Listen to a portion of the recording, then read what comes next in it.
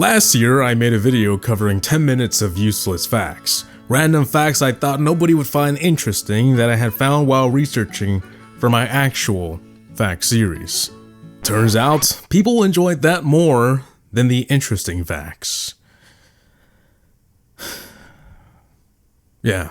After a lot of requests for a follow-up, here is 15 more minutes.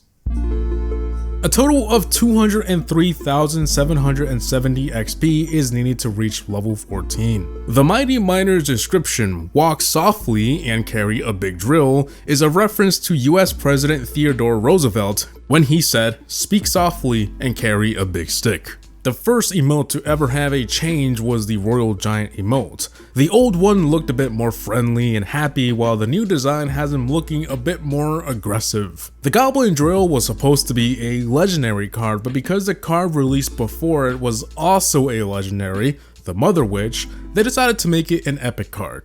Everyone knows of the infamous Supercell magic font, but not many people seem to care or know about the other font used in every Supercell game. You know, the ones used in settings and card descriptions. Yeah, that one. It is called CC Backbeat. It is typically used in scenarios when small texts are needed without any stroke around them. Stroke is the border around a text that makes it pop out a little more. There is a John Wick reference in one of the loading screen hints, stating that the bandit once destroyed 3 knights in a bar with a pencil. This is pretty much the exact same thing John Wick was said to have done once in the first movie. I once saw him kill 3 men in a bar with a pencil. There is also a reference to the song All Star by Smash Mouth, saying somebody once told the Goblin Giant the world was gonna roll him. There is an exclusive badge for Supercell creators. It is the logo from the Supercell Creator Program. It's been revealed that the Executioner is vegan. With the current amount of cards in the game, and assuming the math is correct, you can make a total of 297,202,526,775 possible decks in Clash Royale. That number is even higher when you consider special game modes and temporary cards. According to a tweet by Clash Royale, the Magic Archer was almost going to be bald. Also, there's nothing magic about him. In his initial sketches, it's revealed that the bow and arrow is the magic stuff. The emote button has an actual correct name. It is called the taunt button. The Princess Towers were once called the Arena Towers. Speaking of the Princess Towers, they used to look slightly different. They were changed to look more like the Princess card in the game. There are 15 cards that do not have 3D renders displayed above their card info screens.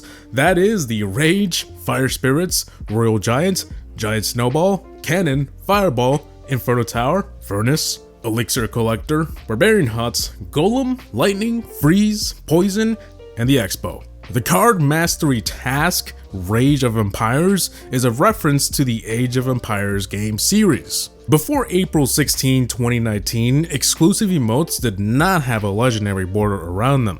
According to a developer, the highly fan-requested 3v3 mode was actually tested, but it was too chaotic. Not great in terms of visibility and burning phones. There were supposed to be emotes obtainable in the first few wins in global tournaments, as we can see on this teaser from 2018, but this never happened, at least in 2018. Instead, the top 50 players from every global tournament would get a special emote later on, and by later on I mean 2 years after global tournaments were added. After some time, this would be the top 100. According to Darian, the reasoning for this change was they believe players valued emotes less, in comparison to rewards that could actually help them progress. So instead, they went with the top player emote idea in 2020. But in 2022, the original idea of including emotes in the reward road would actually show up once again. But it is only reserved for some tournaments. Royal Arena, Arena 7, is the only arena in the game that does not contain cards that first originated from Clash of Clans. Global tournaments used to be 3 losses and you're out. This was later increased to 5 losses. When achievements were still a thing 2 billion years ago, you could attain a total of 1,804 gems. As of when I'm making this video, there are currently 237 emotes. If you've ever felt that challenges get harder after winning a few times, this is no coincidence. You always get matched up with the player at the same amount of wins that you're at. So if you're at the last win, obviously it's harder because your opponent also needs his last win. And people typically fight harder the closer they are to the rewards, especially if they're on their last try. The Firecracker Chimney emote, the first emote to be teased and not released, it was originally supposed to be for Christmas of 2021, but they delayed it until Christmas of 2022, and it might not even come because it's a maybe. So far, there have been 4 seasons where there was no change to the legendary arena: Season 3, 8, 14, and 32. Season 6 had the most tower skins in one season, having 3: the Clash Mist Tower, King Iglo, and the Gingerbread House. In Season 9, the birthday battlefield was originally an arena on wheels that moved in-game, but it was made stationary due to players' feedback. The moving feature was then added back in 2v2 modes, although a little slowed down. This would later be reused in some other anniversary seasons. Before Season 22, there were chests that only existed in the Pass Rio Road. However, these were replaced by magic items and crown chests. Watching the credits will give you a free secret badge, but you have to make sure you watch the entire thing. So grab some popcorn, or maybe not, it's only like 40 seconds. Back in the day, TV Royale wasn't divided into arenas. Instead, it only showed replays from top players. Special fortune chest offers can appear if a player requests the same card many times in a row or play the card a lot. But these offers can also appear randomly, so sometimes it has nothing to do with what you're replaying or requesting. These special fortune chests are typically labeled with the card's name and chest after it. The gold packs in the shop have increasingly more gold the bigger the pack, obviously, but what's not obvious is the math behind it. The pouch of gold has 16.67 gold per gem, the bucket of gold has 20 gold per gem, and the wagon of gold has 22.22 gold per gem. Arena-specific packs show up for the first 2 days you reach that arena.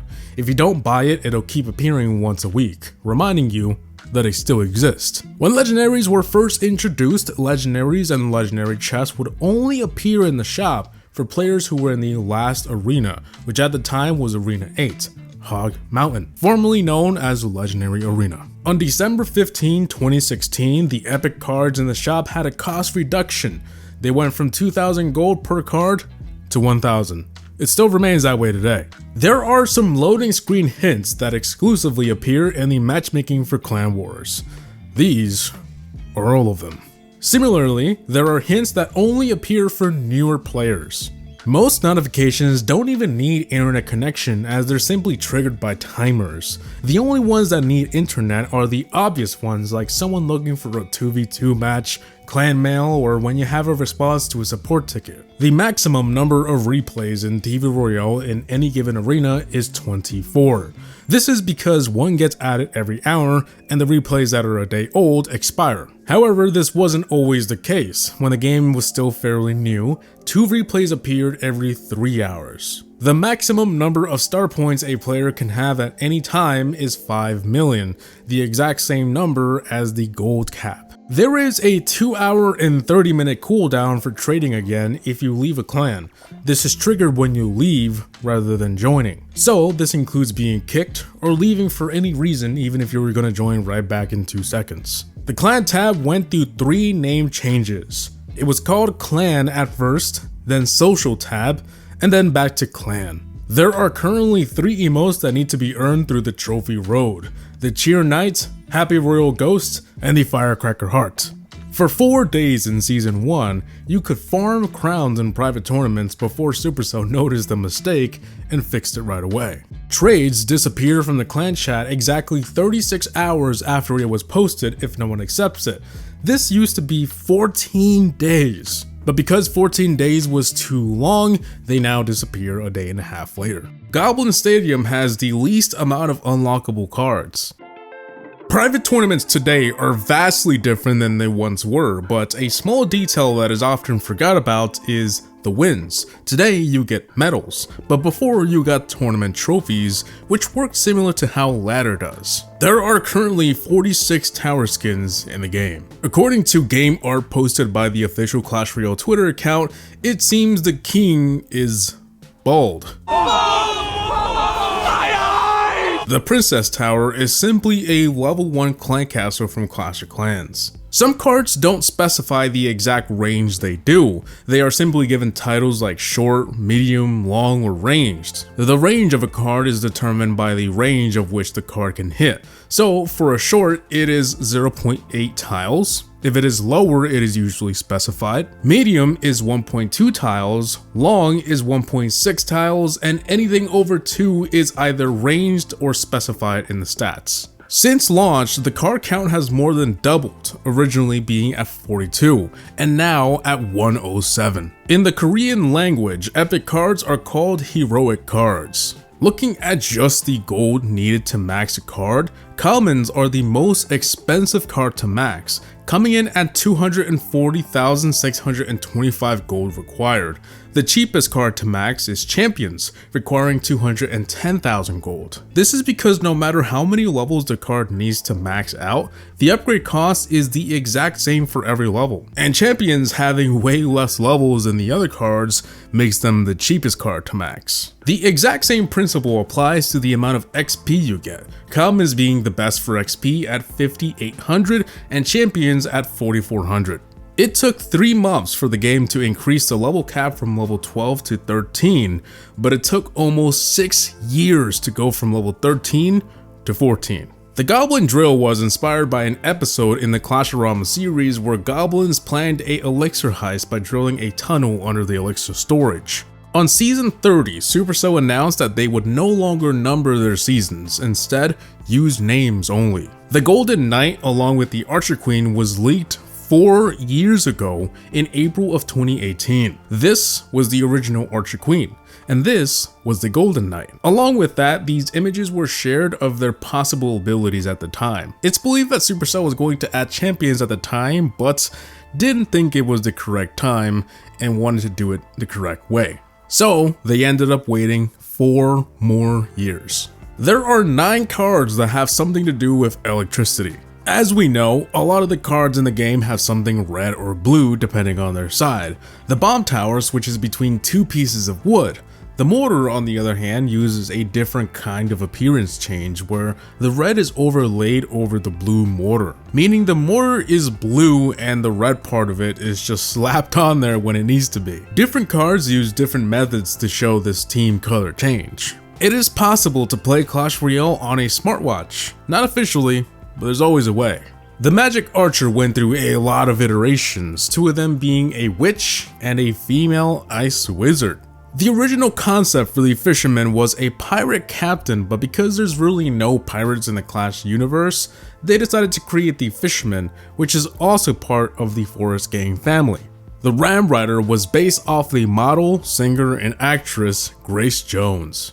December 30, 2020, there were an estimate of 1,527,027 players online. One of the earlier versions of Clash Royale before its release featured a roundabout in the middle rather than 2 bridges. The Sparky is referenced as a zap machine and zappy in the game files. At one point, the Zap was actually seen as a useless card because it did nothing but do a little bit of damage to troops, so everyone used arrows instead. A couple months after launch though, the Zap was given a stun effect, and it quickly went from being one of the least used cards in the game to one of the most used cards in the game. Someone got a custom version of Clash Royale somewhat running in a calculator.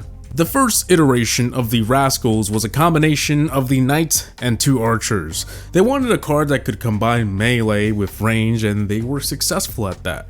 But before release, they wanted something more unique, something that we haven't seen before. So they scrapped the idea of the Knights and Archers and replaced them with other characters that did the exact same thing. They are part of what's known as the Forest Gang character family, which includes them, the Hunter, Magic Archer, Bandit, and the Fisherman. This is how the poison looks in the Chinese version of Clash Royale. They aren't allowed to call it a poison spell due to local laws, and so it is called the damage spell. It also doesn't have the skull effect. Ever since the whole fiasco where servers were split into two, global and China, there's been a couple differences like this. One of the more interesting things I spotted was there was some kind of privacy settings to switch to a private profile, turn off spectating, or leaderboard participation. It's unknown if we'll ever get these features for the rest of the world. Also, Supercell ID has been completely removed from that version of the game, and instead they've required you to log in with WeChat or QQ. Clash Royale started its development in 2014 as a totally unique and cool idea, but according to the Art of Supercell book in the Clash Royale section, they found an opportunity, and Clash characters found their way into the game. That is 15 minutes. Thanks for watching.